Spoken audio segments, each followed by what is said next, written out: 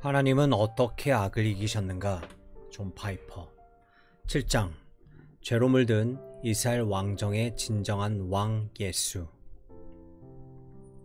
모든 백성이 사무엘에게 이르되 당신의 종들을 위하여 당신의 하나님 여호와께 기도하여 우리가 죽지 않게 하소서. 우리가 우리의 모든 죄의 왕을 구하는 악을 더하였나이다. 사무엘이 백성에게 이르되 두려워하지 말라. 너희가 과연 이 모든 악을 행하였으나 여호와를 따르는 데에서 돌아서지 말고 오직 너희의 마음을 다하여 여호와를 섬기라. 사무엘상 12장 19절에서 20절. 이 장에서는 이스라엘이 왕국으로 가는 과정, 즉 이스라엘의 왕이 생긴 배경에 죄가 한몫했다는 사실을 집중적으로 살펴보고자 한다.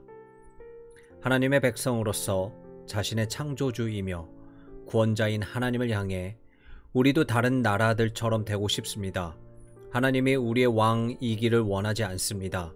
인간 왕을 세워주십시오 라고 말한 것은 그야말로 배응망덕한 죄악이었다. 사무엘은 17절에서 그것을 큰 죄라고 말했다. 그러나 만일 이스라엘의 왕이 없었다면 예수 그리스도는 이스라엘의 왕으로, 다윗의 자손으로, 왕 중의 왕으로 이 세상에 오실 수 없었을 것이다. 예수님이 이스라엘과 전 세계의 왕이 되신다는 것은 절대로 하나님의 수정안이 아니었다. 이스라엘의 죄에 대한 미봉책이 아니라 원래부터 하나님의 계획 속에 계산되어 있었던 것이다. 그러면 이런 의문이 든다. 하나님이 이스라엘의 죄를 미리 알고 있었고 그로 인해 이스라엘의 왕을 허락하셔서 그리스도를 왕 중의 왕으로 영화롭게 하려고 계획하셨더라면 왜 애초부터 이스라엘의 왕을 세우지 않으셨던 것일까? 모세를 초대 왕으로 등극시키고 그 다음에 여호수아를 세우는 식으로 왜 왕정을 설립하지 않으셨을까? 하나님 자신이 이스라엘 왕이 되셨다가 이후에 백성의 죄를 통해 이스라엘의 왕정을 허락하신 이유는 무엇이었을까? 초기의 이야기로 거슬러 올라가 보자. 창세기 12장에서 하나님은 아브라함을 이스라엘 백성의 첫 조상으로 선택하시고 그의 자손을 통해 이 세상 모든 민족이 복을 받게 될 것이라고 약속하셨다. 그리고 메시아인 예수 그리스도가 그의 후손으로 이 세상에 올 것이라고 하셨다. 그 이후 아브라함은 창세기 14장 18절에서 멜기세덱이라는 묘한 인물을 만나게 된다. 그는 지극히 높으신 하나님의 제사장, 살렘 왕이라고 불리는 사람이었다. 그의 이름 멜기세덱은 의로운 왕이라는 뜻이었다. 신약에서 히브리서를 기록한 저자는 멜기세덱을 그리스도의 모형으로 보았다.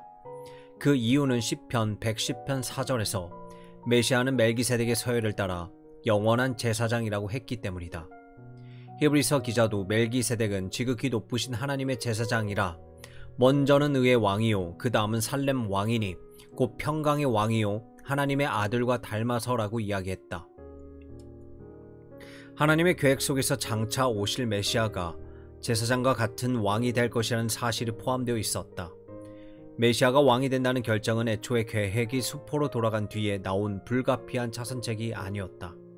사무엘의 탄생과 헌신의 과정에서도 그와 똑같은 형태를 보게 된다. 사무엘의 어머니 한나는 원래 아이를 낳지 못하는 여인이었다. 그러나 엘리 제사장이 한나에게 아이를 갖게 될 것이라고 예언했고 그 예언대로 사무엘이 태어났다. 한나는 사무엘을 성전으로 데리고 가서 그를 여호와 앞에서 섬기게 했다. 한나가 했던 지혜로운 말 중에 사무엘상 2장 10절에 나오는 한 대목이 의미심장하다. 그것은 이스라엘의 왕이 세워지기 훨씬 이전에 한 말이라는 사실을 기억하라. 여호와를 대적하는 자는 산산이 깨어질 것이라. 하늘에서 우레로 그들을 치시리로다. 여호와께서 땅끝까지 심판을 내리시고 자기 왕에게 힘을 주시며 자기의 기름 부음을 받은 자의 뿔을 높이시리로다.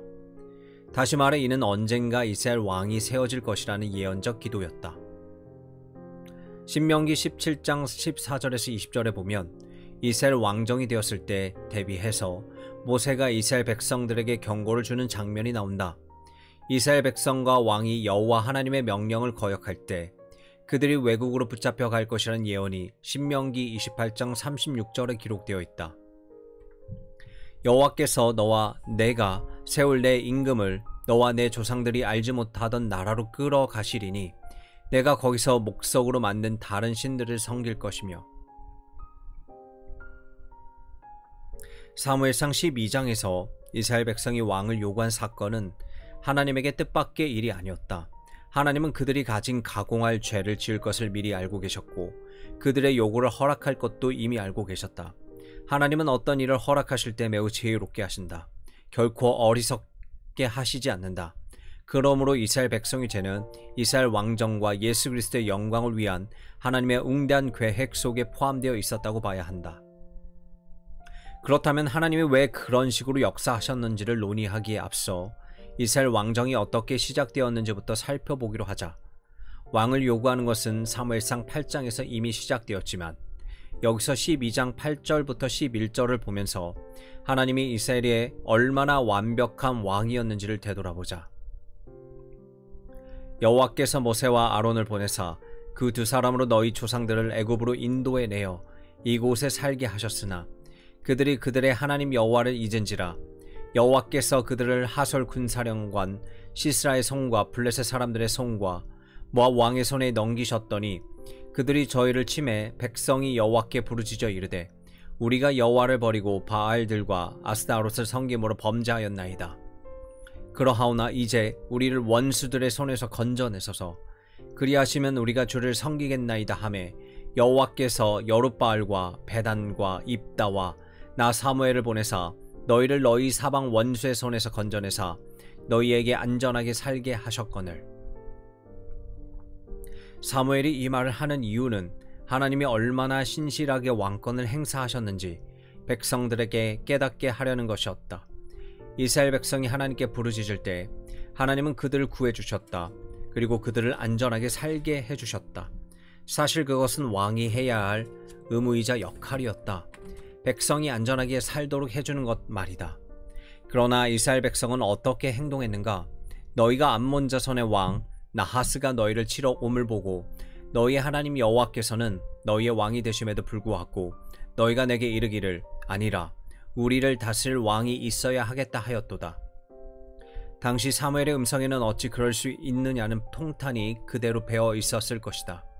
말하자면 하나님이 너희의 왕이신데 어찌 너희가 또 왕을 요구할 수 있느냐는 것이다. 과연 사무엘은 어떻게 그 문제를 해결했을까? 하나님은 사무엘상 8장 7절부터 9절에서 이미 사무엘에게 해결책을 제시하셨다. 백성이 내게 한 말을 다 들으라. 이는 그들이 너를 버림이 아니요 나를 버려 자기들의 왕이 되지 못하게 함이니라. 그들의 말을 듣되 너는 그들에게 엄히 경고하고 그들을 다스릴 왕의 제도를 가르치라. 사무엘은 이스라엘 백성에게 가서 이제 너희가 구한 왕, 너희가 택한 왕을 보라. 여호와께서 너희 위에 왕을 세우셨느니라. 라고 말한 후에 우레와 비를 쏟아지게 하면서 그들의 큰 죄를 지었다고 꾸짖었다. 오늘은 밀베는 때가 아니냐. 내가 여호와께 아뢰리니 여호와께서 우레와 비를 보내사 너희가 왕을 구한 일, 곧 여호와의 목전에서 범한 죄악의 큼을 너희에게 밝히 알게 하시리라. 인간이 죄를 짓는 중에도 하나님의 거룩한 역사는 멈추지 않는다는 점을 기억하기 위해 사도행전 13장 20절에서 22절을 읽어보자. 사도 바울은 이스라엘 왕을 세우신 분이 바로 하나님이었다고 분명하게 말하고 있다. 그 후에 선지자 사무엘 때까지 사사를 주셨더니 그 후에 그들이 왕을 구하거늘 하나님이 베냐민 지판 사람 기스의 아들 사울을 40년간 주셨다가 패하시고 다윗을 왕으로 세우시고, 실제로 우리는 역사 속에서 그와 같은 일을 수도 없이 보아왔다. 인간은 죄를 범했지만 하나님은 그것을 선으로 바꾸셨다. 내가 묻고 싶은 것이 이것이다. 하나님이 이스라엘의 죄를 미리 알고 계셨고 그로 인해 이스라엘의 왕을 허락하셔서 그리스도를 왕 중의 왕으로 영화롭게 하려는 계획이 있었다면 왜 애초부터 이스라엘 왕을 세우지 않으셨던 것일까? 모세를 초대 왕으로 등극시키고 그 다음에 여호수아를 세우는 식으로 왜 처음부터 왕종을 설립하지 않으셨을까? 하나님 자신이 이스라엘의 왕이 되셨다가 이후에 백성의 죄를 통해 이스라엘의 왕정을 허락하신 이유는 무엇이었을까? 우리는 그 사실에서 무엇을 배울 수 있을까? 적어도 6가지를 배울 수 있다. 우리는 우리가 얼마나 목이 곱고 반항적이며 배응만덕한 자들인지를 알아야 한다. 그렇기 때문에 사무엘상 12장은 하나님이 그들을 애굽에서 어떻게 구원하셨고 어떻게 약속의 땅에 들어가게 하셨고 어떻게 외부의 침략에서 구해주셨는지 이스라엘 백성들에게 역설하고 있는 것이다. 그들은 매번 하나님을 잊었고 다른 것을 추구했다. 이는 이스라엘에 국한된 이야기가 아니다. 모든 인류에게 해당하는 이야기다. 나와 당신의 생애부터 들여다보자. 우리는 그리스도인으로서 언제나 하나님을 사랑하며 헌신된 삶을 살아왔는가? 하나님께 감사할 때도 있었지만 불만을 품었던 적도 많았다. 심지어 감사할 때조차 제대로 감사하지 않았다. 하나님의 성품과 그분이 주신 헤아릴 수 없는 은혜를 진지하게 생각한다면 우리는 얼마나 기뻐하고 감사해야 하겠는가? 하나님은 그 같은 성경 말씀을 통해 우리의 모습을 보여주신다. 하나님의 백성이 배응망덕한 신성 모독의 죄에 빠지는 것을 허락함으로 모든 변명을 멈추게 하고 온 세상이 하나님의 심판 아래 있음을 알게 하는 것이다. 우리는 사무엘상의 이야기를 보면서 하나님이 자기 이름의 명예를 얼마나 신실하게 지키시는지 깨닫게 된다. 22절 말씀을 보라. 여호와께서는 너희를 자기 백성으로 삼으신 것을 기뻐하셨으므로. 하나님의 신실하심의 저변에 무엇이 있는가? 그것은 자기 이름의 명예를 지키는 일이다. 다시 한번 22절 말씀을 천천히 음미하면서 읽어보라. 여호와께서는 그의 크신 이름을 위해서라도 자기 백성을 버리지 아니하실 것이요. 성경은 그들의 이름이 아니라 여호와의 이름을 위해 하나님이 전적으로 신의와 의로움을 지키신다고 말한다. 따라서 사무엘상에 있는 이야기는 하나님의 무한한 지혜로서 자기 이름의 명예를 위해 일하신다는 사실을 가르쳐준다. 이스라엘 백성이 왕을 요구한 사건을 보면서 우리가 깨달을 수 있는 한 가지는 하나님이 자기 이름의 명예를 지키기 위해 우리 같은 죄인들에게 얼마나 놀라운 은혜를 베푸시는가 하는 점이다.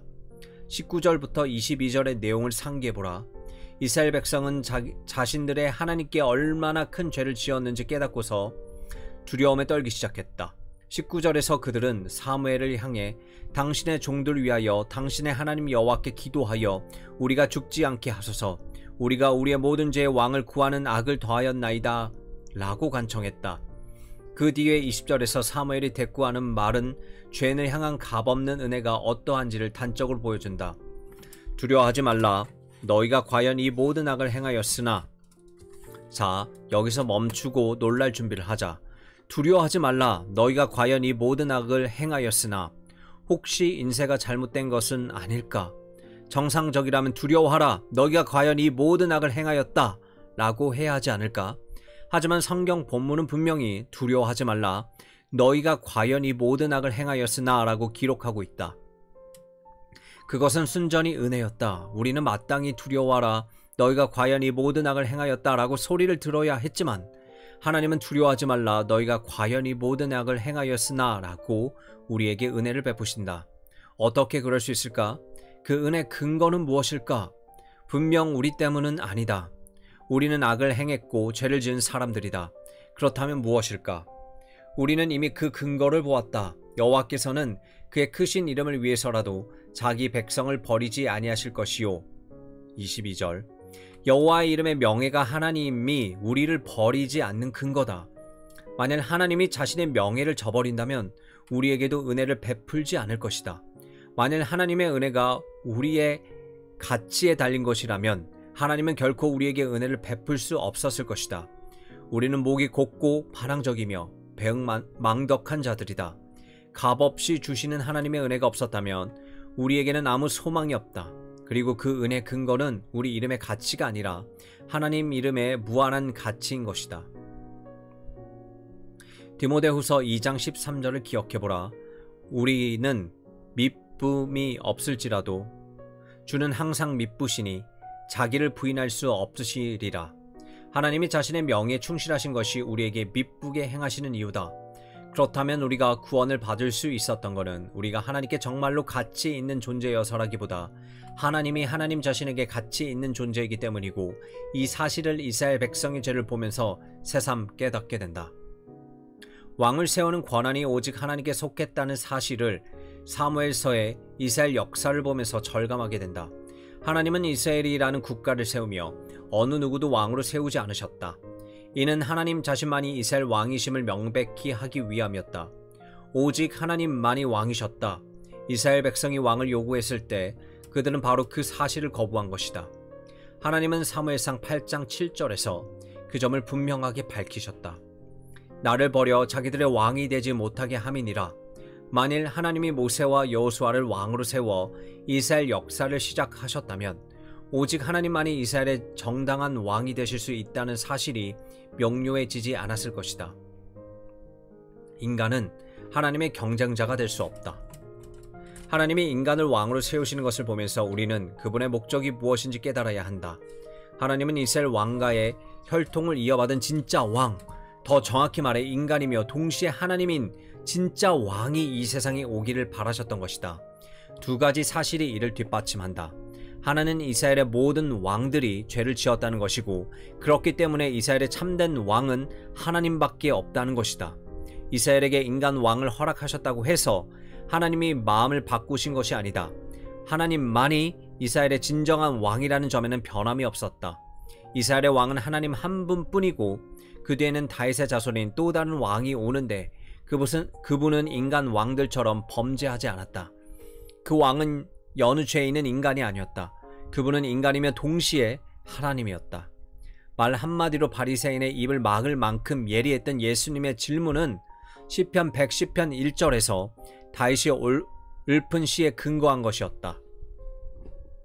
여호와께서 내 주에게 말씀하시기를 내가 내 원수들로 내 발판이 되게 하시기까지 너는 내 오른쪽에 앉아 있으라 하셨도다.